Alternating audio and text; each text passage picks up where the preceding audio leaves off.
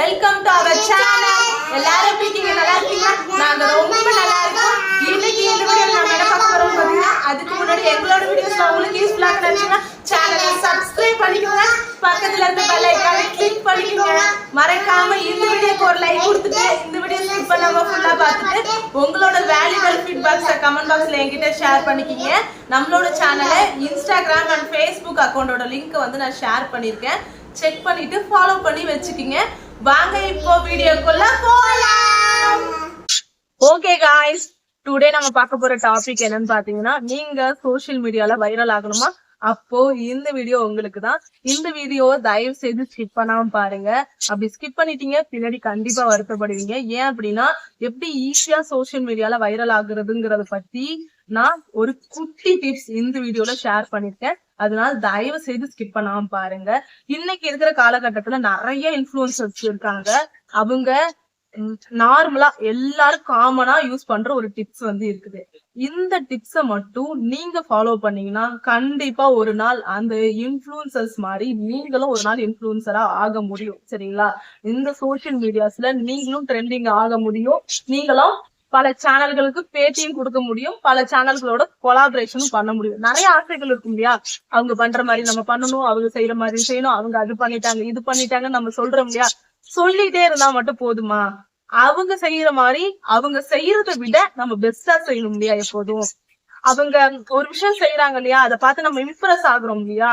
அவங்கள விட எப்போதுமே நாம கொஞ்சம் பெட்டரா செய்யும் போது, அதாவது நீங்க சொல்லலாம் அவங்க இன்ஃப்ளூயன்சர் அவங்க செய்யறத பார்த்து எல்லாரும் வந்து வாவ் அப்படிங்கிறாங்க, நான் செஞ்சா வாவ் சொல்லுவாங்க அப்படின்னா வெயிட் பண்ணணும். கொஞ்ச நாட்கள் ஆகும். அதுக்கு கொஞ்ச நாட்கள் ஆகலாம். இன்னைக்கு ஒரு வீடியோ கிரியேட் பண்ணி நீங்க பெஸ்டா ஒரு வீடியோ கொடுத்தீங்கன்னு வச்சுக்கீங்களேன், அதை பார்த்து இன்னைக்கே மக்கள் இம்ப்ரெஸ் ஆயிடுவாங்கன்னு கேட்டீங்கன்னா அது கொஞ்சம் கஷ்டம்தான். ஒரு சிலருக்கு வந்து பாத்தீங்கன்னா வீடியோ போட்ட உடனே ட்ரெண்ட் ஆயிடும். ஒரு சிலருக்கு வந்து பாத்தீங்கன்னா கொஞ்ச நாட்கள் ஆனதுக்கு அப்புறம் தான் ட்ரெண்ட் ஆகும். சிலருக்கு வந்து பாத்தீங்கன்னா நிறைய வீடியோ போட்டுட்டு இருப்பாங்க. என்ன மாதிரி நிறைய வீடியோ போட்டுட்டே இருப்போம். ஏதாவது ஒரு வீடியோ கிளிக் ஆகும். இப்போ ஒரு வீடியோ அப்லோட் பண்றீங்கன்னு வச்சுக்கீங்களேன், அந்த வீடியோ வியூஸ் எப்ப போகும்னு எட்டி நம்ம ஒய்டி ஸ்டுடியோ பாத்துட்டே இருப்போம். ஆனா போயிருக்காது. என்னைக்கோ ஒரு நாள் போட்ட வீடியோ கண்டிருக்கவே மாட்டோம். அந்த வீடியோ என்னாச்சுன்னு கவனிச்சுக்க கூட மாட்டோம் நம்ம. ஆனா கொஞ்ச நாட்கள் கழிச்சு பார்க்கும்போது அந்த வீடியோ வியூஸ் போயிருக்கும். அந்த வீடியோக்கு யாரோ ஒருத்தர் நல்ல ஃபீட்பேக் குடிச்சதுக்கு அப்புறம் தான் இந்த வீடியோ இந்த அளவுக்கு ரீச் ஆயிருக்கா அப்படிங்கிற விஷயமே நமக்கு தெரியும். அத மாதிரி எல்லாம் கூட இருக்குது. கொஞ்ச நாட்கள் டைம் ஆகும் எல்லாத்துக்கும், வேற ஒண்ணும் கிடையாது. இதுதான் டிப்ஸ் தான் கேட்டீங்கன்னா இல்ல, ஜஸ்ட் நான் சொல்றேன். இந்த ஒய்டி ஸ்டுடியோ சம்பந்தப்பட்ட டிப்ஸ் எல்லாம், யூடியூப் சம்பந்தப்பட்ட டிப்ஸ் எல்லாம் நான் கொடுக்க ஆரம்பிக்க நிறைய விஷயங்கள் கமெண்ட் வருது. ஒவ்வொரு கமெண்ட்டும் எந்த அளவுக்கு ஃபீல் பண்ணி அவங்க பேசுறாங்கிறத நான் கவனிச்சுட்டு தான் இருக்கிறேன். புரியுது, எல்லாராலையும் தம்ப்நெயில் அப்லோட் பண்ண முடியல, எல்லாராலையும் வீடியோ எடிட் பண்ண முடியல, எல்லாராலையும் டேக் கொடுக்க முடியல, எல்லாராலையும் டைட்டில் கொடுக்க முடியல, எல்லாராலையும் டிஸ்கிரிப்ஷன் கொடுக்க முடியல. இவ்வளவு விஷயங்கள் இருக்கு. எல்லாமே கொஞ்சம் கொஞ்சமா நீங்க பழக ஆரம்பிக்கணும். ஃபர்ஸ்ட் ஒவ்வொரு ஸ்டெப்பா போகணும். ஃபர்ஸ்ட் வந்து டைட்டில் கொடுக்கணும், அதுக்கப்புறம் டிஸ்கிரிப்ஷன் கொடுக்கணும், அதுக்கப்புறம் வந்து பாத்தீங்கன்னா தம்ப்நெயில் செட் பண்ண பழகிக்கணும், அதுக்கப்புறம் வீடியோ வந்து ப்ராப்பரா எடிட் பண்ண பழகிக்கணும். இது எல்லாமே கொஞ்சம் கொஞ்சமா நீங்க பழகிக்கலாம். ஏன்னா வந்து இன்னைக்கு எல்லாரும் வந்து யூடியூப்ல வந்து பாத்தீங்கன்னா ஒரு குவாலிபிகேஷனோட வரல. MBA MCOM அது மாதிரிலாம் படிச்சுட்டு வரல. குட்டி குழந்தையில இருந்து படிக்காத பெரியவங்க வரையும் யூடியூப்ல இருக்காங்க. எல்லாருக்கும் அவங்க வீடியோ எடிட் பண்ணி கொடுக்கறதுக்கு சப்போர்ட்டிவ்க்கு ஆளு வந்து கிடையாது. சரிங்களா? சிலருக்கு ஃபேமிலி சப்போர்ட் இருக்கும். கவனமா கேட்டுக்கீங்க. சிலருக்கு ஃபேமிலி சப்போர்ட் இருக்கும், சிலருக்கு ஃபேமிலி சப்போர்ட் இருக்காது. ஃபேமிலி சப்போர்ட் இருக்கிறவங்களுக்கு வீடியோ எடுத்து கொடுக்கறதுக்கு ஒரு ஆள் இருக்கும், எடிட்டிங்க்கு ஒரு ஆள் இருக்கும், கண்டென்ட்டுக்கு ஒரு ஆள் இருக்கும், எல்லாமே சொல்லி கொடுக்க ஒரு ஆள் இருக்கும். அவங்க செய்ய வேண்டிய யூடியூப்ல மக்களை ரீச் பண்றதுக்கு என்ன எஃபெக்ட் போடணுமோ அது மட்டும் தான் அவங்க போட வேண்டிய வேலை. அப்படி இருக்கிறவங்களுக்கும் இது எதுவுமே சப்போர்ட் இல்லாதவங்களுக்கும் உள்ள பலம் என்ன தெரியுமா? அவங்க ஈஸியா ரீச் ஆயிடுவாங்க தான். ஆனா நீங்க ரீச் ஆகுற அன்னைக்கு, இந்த எந்த ஒரு பலமே இல்லாம ரீச் ஆகுற அன்னைக்கு நீங்க இன்ஃப்ளூயன்சர் ஆகும்போது அதோட வேல்யூ என்னன்னு உங்களுக்கு தெரியும். புரியுதுங்களா? அதனால தயவு செய்து டிப்ரெஷனுக்கு மட்டும் போயிடாதீங்க. நான் படிக்கிறேன், ஒவ்வொரு கமெண்ட்டும் பார்க்கும்போது அவங்க எந்த அளவுக்கு வருத்தப்படுறாங்கன்னு புரியுது. ஏன்னா இன்னைக்கு இருக்கிற காலகட்டத்துக்கு எல்லாருமே குழந்தைங்கள்ல இருந்து வயசானவங்க வரையும் யூடியூப்ல வந்து இருக்காங்க. ஒரு வீடியோ கிரியேட் பண்ணி போடுறது எவ்வளவு கஷ்டம்னு எனக்கும் வந்து தெரியும். நம்மளோட சேனல்ல ஒவ்வொரு நாட்களும் முடிஞ்ச வரைக்கும் குட்டி குட்டி டிப்ஸ் வந்து நான் கொடுக்க வந்து ட்ரை பண்றேன். சரிங்களா? எனக்கும் குழந்தைங்க இருக்காங்க, நிறைய விஷயங்கள் கொடுக்கணும்னு ஆசைதான். ஆனா லாங் வீடியோ டேக் எடுக்கிறது ரொம்ப கஷ்டம். இப்ப ஷார்ட்ஸ் வந்து பாத்தீங்கன்னா ஒரு 10-20 டேக் மேல போயிடுச்சுன்னா டைலாக் 1 லைன் அவ்வளவுதான் இருக்கும், நம்ம ஈஸியா சொல்லிட்டு போயிடலாம். அதுவும் கஷ்டம் தான், கரெக்டா அந்த இடத்துல நம்ம வந்து பேசணும். ஆனா லாங் வீடியோல ஏதாவது ஒரு இடத்துல மிஸ் ஆனா கூட அந்த டோட்டலா நம்ம பேசணும் இல்லையா, அது எல்லாமே வந்து வேஸ்ட் ஆயிடும். அதுதான் கொஞ்சம் கஷ்டம். முடிஞ்ச வரையும் என்னால டெய்லிக்கு ஒரு லாங் வீடியோ கொடுக்குறேன். அதுல குட்டி குட்டி டிப்ஸ் வந்து நான் கவர் பண்றதுக்கு ட்ரை பண்றேன். அதனாலதான் ஸ்கிப் பண்ணாதீங்கிறேன். அந்த இடத்துல எனக்கு என்ன வேணாலும் தோணலாம், தோன்ற விஷயங்களை அதாவது நான் யூஸ் பண்ணிருப்பேன், அது நல்லா போயிருந்திருக்கும், இதை யூஸ் பண்ணி பாருங்க அப்படின்னு அந்த இடத்துல நான் சொல்லுவேன். அது நீங்க உங்களுக்கு ஈஸியா இருந்துச்சுன்னா அதை நீங்க ட்ரை பண்ணி பாக்கலாம்ல. சரி ஓகேமா, எல்லாம் ஓகே, பாசிட்டிவா பேசுற, சந்தோஷம் தான், நீ எங்களோட நிலைமையை புரிஞ்சுக்கிட்ட, கொஞ்சம் அந்த சோசியல் மீடியால எப்படி வைரல் ஆகுதுங்கிற விஷயத்த சொல்லலாம்ல. 5 நிமிஷமா பேசுற நீயும் சொல்ற மாதிரி தெரியலையே. என்னங்க எப்பயோ நான் சொல்லி முடிச்சிட்டேங்க, என்னங்க நீங்க சொல்லவே இல்லைன்றீங்க? அதெல்லாம் சொல்லி முடிச்சாச்சு, கவனிக்கலையா? சொல்லிட்டேன். என்ன சொன்னேன்னு சொல்லுங்க பாக்கலாம்.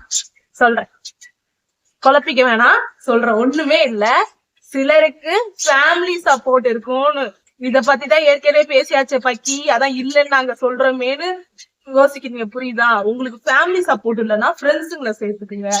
உங்களுக்கு தெரிஞ்சவங்க இருப்பாங்கல்ல, நீங்க சொன்னா கேக்குறவங்க இருப்பாங்கல்ல, அவங்கள வந்து உங்க வீடியோ எடிட் பண்ண சொல்லியோ இல்ல தம்ப்நெயில் அது மாதிரி கிரியேட் பண்ணி சொல்லியோ வேணாம், வீடியோக்குள்ள ஒரு 10 நிமிஷம் உட்கார சொல்லுங்க.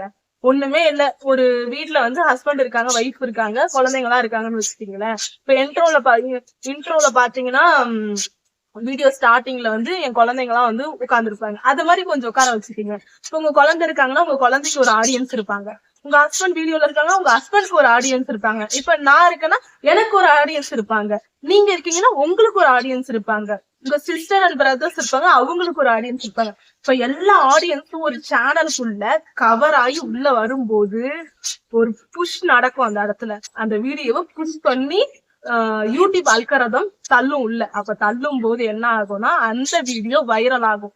நான் சொல்ல வருது புரியுதா? உங்க ஃபேமிலி சப்போர்ட் இருக்கணும்னு இந்த இடத்துலதான் நான் சொன்னேன். முடிஞ்ச வரையும் வீட்டுல இருக்கிற ஆட்களை வந்து சும்மா ஒரு டெய்லிக்கு ஒரு விளாக் சேனலா எப்படி எல்லாரையும் சேர்த்துக்கிறாங்க, விளாக் சேனல்லாம் என்ன பண்றாங்க பாத்தீங்களா?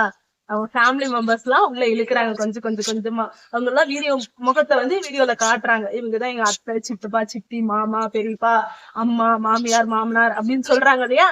அது மாதிரி நீங்களும் காட்டுங்க. அப்படி எல்லாம் யாருமே வரமாட்டாங்க. அவங்க எல்லாம் நேட்டிவ்ல இருக்காங்க, என்ன மாதிரி அவங்க எல்லாம் நேட்டிவ்ல இருக்காங்க, நான் தனியா தான் இருக்கேன் அப்படின்னா உங்க வீட்டுல யாரு இருக்கா? உங்க ஹஸ்பண்ட் இருப்பாங்க இல்லையா, உங்க குழந்தைங்க இருப்பாங்க இல்லையா, அவங்கள வச்சு டெய்லிக்கும் ஒரு 5 நிமிஷமாவது சும்மா நார்மலா பேசிட்டு வீடியோ போடுங்க, ஃபன்னா பேசுங்க. நீங்க நார்மலா இயல்பா பேசுவீங்க இல்லையா, அத மாதிரி போடுங்க. இல்லங்க எனக்கு எந்த சப்போர்ட்டுமே இல்லைங்கன்னா உங்க ஃப்ரெண்ட்ஸாவது இருப்பாங்க, யாராவது நீங்க சொன்னா கேக்குற மாதிரி யாராவது ஒருத்தவங்க இருப்பாங்க, அவங்க கூட சேர்ந்துட்டு ஜாலியா வீடியோ போடுங்க. அதுவும் இல்லைன்னா ஷாப்பிங் விளாகாவது போடுங்க. சரிங்களா? கண்டிப்பா இந்த உலகத்துல ஒருத்தருக்கு யாருமே எனக்கு கிடையாது அப்படின்னு சொல்றதுக்கு வாய்ப்புகள் கிடையாது. ஏன்னா நானும் ஒரு காலத்துல எனக்கு யாரும் கிடையாது புலம்பிட்டு தான் கடந்தேன். ஆனா எனக்குள்ள பல கனவுகள் இருந்துச்சு, நமக்குன்னு யாருமே இல்லையே அப்படின்னு. ஈஸியா இந்த இடத்துல ஒரு சின்ன எமோஷனல் இன்சிடென்ட் நான் சொல்ல விரும்புறேன். பைக்ல போகும்போது எனக்கு ஒரு ஆக்சிடென்ட் ஆயிடுச்சு. என் அக்காவோட மேரேஜுக்கு இன்விடேஷன் வைக்கிறதுக்காக என்னோட கார்டியனோட வந்து நாங்க போயிருந்தோம். போகும்போது என்ன ஆயிடுச்சுன்னா சைட்ல வந்து ஒரு காரகாரன் வந்து தட்டிட்டு போயிட்டாங்க, நிக்கவே இல்லை. அப்ப டைம் வந்து பாத்தீங்கன்னா ஒரு 12 to 1 மணி இருக்கும். பெருசா எந்த ஒரு டிராபிக்கும் இல்ல, யாருமே இல்ல. நல்லா மெயின் ரோட்ல வந்து நல்லா அந்த தார் இருக்கும் இல்லையா, அந்த தார் சாலையில வந்து அடிப்பட்டனால இந்த கை இதோ இந்த இடத்துல பாத்தீங்களா, இன்னும் இந்த தெலும்பு தெரியுதுயா, அந்த தழும்பு என்ன அப்படின்னா கிட்டத்தட்ட 7 இயர்ஸ்க்கு முன்னாடி நடந்த ஆக்சிடென்டோட தழும்பு தான். மேல இருக்கிற இந்த ஸ்கின் இருக்கு இல்லையா, இதெல்லாம் எடுத்துக்கிட்டு உள்ள பிங்கா ஒரு லேயர் இருக்கும் இல்லையா, அது ஃபுல்லா இந்த அளவுக்கு வந்து வந்துருச்சு, ஃபுல்லா எடுத்துக்கிச்சு. என் கூட வந்திருந்த என்னோட கார்டியனுக்கு வந்து பாத்தீங்கன்னா கான்சியஸே இல்லை, சுத்தமா மயக்கம் ஆயிட்டாங்க கீழே விழுந்தோனையும். அக்காவுக்கு மேரேஜ் இன்னும் 2 நாள்ல நாங்க போய் ஆகணும். ஏன்னா என்னை வளர்த்தது பூரா என் அக்கா, மாமா, அண்ணா, அண்ணி, பெரியமா, பெரியப்பா, அத்தை, மாமா, இப்படி ஒரு சரௌண்டிங்ல தான் நான் வளர்ந்தேன். அவங்கெல்லாம் தான் என்னை கேர் பண்ணி வளர்த்தது. சரிங்களா? அக்காவுக்கு மேரேஜ்ங்கும் போது நமக்கு ஆக்சிடென்ட் ஆனோடனே என்ன எனக்கு அடிப்பட்டதை தாண்டி அக்காவுக்கு மேரேஜ்ங்கிறது ஒரு இதுதான் போயிட்டு இருக்கு. அவங்க வேற ஏந்திரிக்கவே இல்லை, கான்சியஸே இல்ல, என்ன பண்றதுனே தெரியல. அப்புறம் கதர்ன 1/2 மணி நேரம் கதர்னு. அதுக்கப்புறம் ரோட்ல போயிட்டு இருந்த பைக்ல போயிட்டு இருந்தவங்க எல்லாம் நின்னு வந்து தூக்கிட்டு செக் பண்ணி ஓரளவுக்கு ஒண்ணும் பிரச்சனை இல்லைன்னு சொல்லிட்டு காலு ஃபுல்லா மூஞ்செல்லாம் இங்கெல்லாம் ஃபுல்லா அடி, ஸ்கின் எல்லாம் எடுத்துக்கிட்டு ஃபேஸ்ல இருந்து அப்புறம் ஆம்புலன்ஸ் வர சொல்லி அப்போ ஈசிஆர்ல பக்கத்துல வந்து செட்டிநாடு ஹாஸ்பிட்டல் வந்து பக்கத்துல செட்டிநாடு ஹாஸ்பிட்டலுக்கு கொண்டு போனா அவங்க அப்பா தான் கூட வந்தவங்க, பெரியப்பா தான் வந்திருந்தாங்க. அழுகுறேன், அப்பா நீங்க போங்க, அக்காவுக்கு கல்யாணம் தான் முக்கியம் அப்படின்னு சொல்லிட்டு அழுகுறேன். ஏன்னா அக்கா கல்யாணத்துக்கு போய் தானே ஆகணும் அப்பா. அப்புறம் அவங்க போயிட்டாங்க. அன்னைக்கு அந்த இடத்துல எனக்கு வந்து என்னன்னா, நமக்குன்னு ஒருத்தர் வேணும். அவங்க போனதுக்கு அப்புறம் நீங்க யாரு, உங்க வீட்ல இருந்து வர சொல்லுங்க, நீங்க இப்படி ஹாஸ்பிட்டல்ல தனியா அட்மிட் ஆகி இருக்க கூடாது, வர சொல்லுங்க, உங்களுக்கு யார் இருக்கா அப்படின்னு அது கேட்ட ஒரு வார்த்தை காதுல கேட்ட உடனே நான் மயங்கிட்டேன். ஆனா என் மனசுக்குள்ள எனக்கு யாரு இருக்கான்னு கேட்டதோட வலி அப்படி வலி எனக்கு வந்து இருந்துச்சு. அன்னைக்கு டிசைட் பண்ண அந்த இயரே மேரேஜும் பண்ணிட்டேன். ஏன்னா மேரேஜ் இவங்க ஹஸ்பண்டும் நானும் லவ் பண்ணிட்டு தான் இருந்தோம் அந்த டைம்ல. சரி ஓகே மேரேஜ் பண்ணிக்கலாம், அது வரையும் மேரேஜ் பண்ற ஐடியாவே எனக்கு சுத்தமா வந்து கிடையாது. சரி போகிற வரையும் போட்டும், என்ன நடக்குதுன்னு பாப்போம், end of the day marriage பண்ணணுங்கிற பிளானிங் தான். பட் எனக்கு வந்து இமிடியேட்டா பண்ற ஐடியா இல்ல. இது மாதிரி ஆக்சிடென்ட் ஆயிடுச்சு, ஃபேஸ் வீஸ்ல இருந்துச்சுன்னா அது ஒண்ணுமே அவரு சொல்லல. என்ன இப்படி எல்லாம் பண்ணி வச்சிருக்கேன்னு பயங்கரமா எல்லாருமே திட்டினாங்க. திட்டி என்ன பண்றது, எவனோ தள்ளி விட்டுட்டு போனதுக்கு இப்படி ஆகி போச்சு. அப்புறம் அந்த கையில இப்படி எல்லாம் தழும்போடுதான் எனக்கு கல்யாணமும் பண்ணிக்கிட்டாரு. அங்க சூஸ் பண்ண அந்த இடத்துல முடிவு பண்ணேன், எனக்குன்னு ஒருத்தர் இருக்கணும் அப்படின்னு முடிவு பண்ணிதான் இன்னைக்கு ஹஸ்பண்ட், 3 குழந்தைங்க. அதனால அப்படி யாருமே இல்லாமலாம் யாரும் இருக்கிறதுக்கு வாய்ப்பு கிடையாது. அப்படி இல்லைனாலும் வருத்தப்படாதீங்க. அப்படி யாராவது பாக்குறீங்க அப்படின்னா முடிஞ்ச வரையும் நீங்க சர்ச்சபிள் கண்டென்ட்டா எடுத்து போடுங்க. அப்படியும் சிலர் இருக்காங்க. ஏன்னா நான் அப்படியும் சில வாழ்க்கையில வாழ்ந்துட்டு தான் நான் வந்திருக்கேன். கண்டிப்பா உங்களுக்கு எல்லாம் வந்து ஃபியூச்சர்ல நல்ல ஒரு லைஃப் வந்து அமையும். அது மாதிரியான கமெண்ட்ஸும் பாக்குறேன். அதெல்லாம் பார்க்கும்போது ரொம்ப கஷ்டமா தான் இருக்கு. ஏன்னா அந்த சுச்சுவேஷன்ல இருந்தா நான் இன்னைக்கு இப்படி ஒரு நிலைமைக்கு வந்திருக்கேன். கண்டிப்பா கடவுள் வந்து ஒரு நல்ல வாழ்க்கையை அமைச்சு கொடுப்பாரு. சரிங்களா? இந்த வீடியோ பாக்குற ஒவ்வொருத்தருக்கும் ஒவ்வொரு பேக்ரவுண்ட் இருக்கும், ஒவ்வொரு ஃபேமிலி பேக்ரவுண்ட் இருக்கும், ஒவ்வொரு லைஃப் வாழ்ந்துட்டு இருப்பீங்க.